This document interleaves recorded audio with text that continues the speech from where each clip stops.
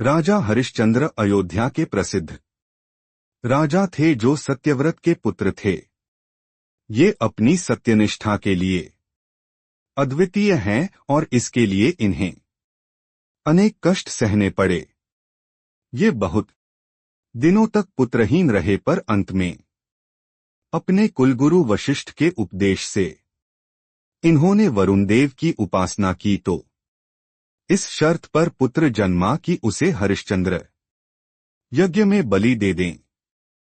पुत्र का नाम रोहिताश्व रखा गया और जब राजा ने वरुण के कई बार आने पर भी अपनी प्रतिज्ञा पूरी न की तो उन्होंने हरिश्चंद्र को जलोदर रोग होने का शाप दे दिया।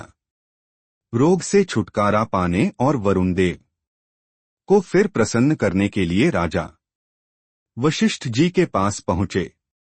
इधर इंद्र ने रोहिताश्व को वन में भगा दिया। राजा ने वशिष्ठ जी की सम्मति से अजीगर्त नामक एक दरिद्र ब्राह्मण के बालक शुनक्षेप को खरीदकर यज्ञ की तैयारी की, परंतु बलि देने के समय शमिता ने कहा कि मैं पशु की बलि देता हूं, मनुष्य की नहीं। जब शमिता चला गया तो विश्वामित्र ने आकर शुनक्षेप को एक मंत्र बतलाया और उसे जपने के लिए कहा।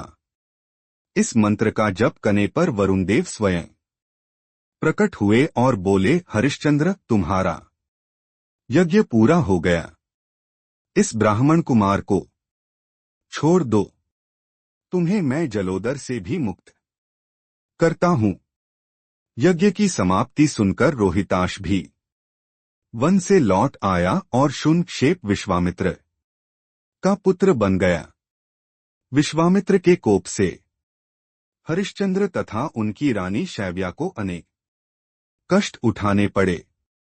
उन्हें काशी जाकर श्वपच के हाथ बिकना पड़ा, पर अंत में रोहिताश की असमय मृत्यु से देवगण द्रवित होकर पुष्पवर्षा करते हैं और राजकुमार जीवित हो उठता है।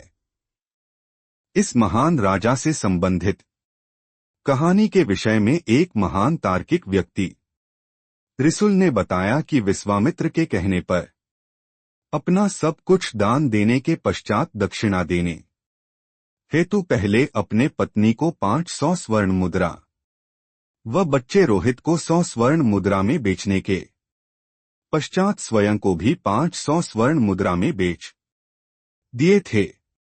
तब 1100 स्वर्ण मुद्रा तैयार किए थे, किंतु व्यापार के नियम के अनुसार किसी सामान के बदले पैसा ले पर वह सामान उस पैसा देने वाले अमुक व्यक्ति का हो जाता है, तो ऐसे स्थिति में हरिश्चंद्र जी दक्षिणा देने लायक पहले वाले हरिश्चंद्र बचे ही नहीं थे, तो दक्षिणा पूर्ण नहीं हुआ था। ऐसे स्थिति में हरिश्चंद्र का सत्यवादी कहानी से मन विमुख हो जाता है।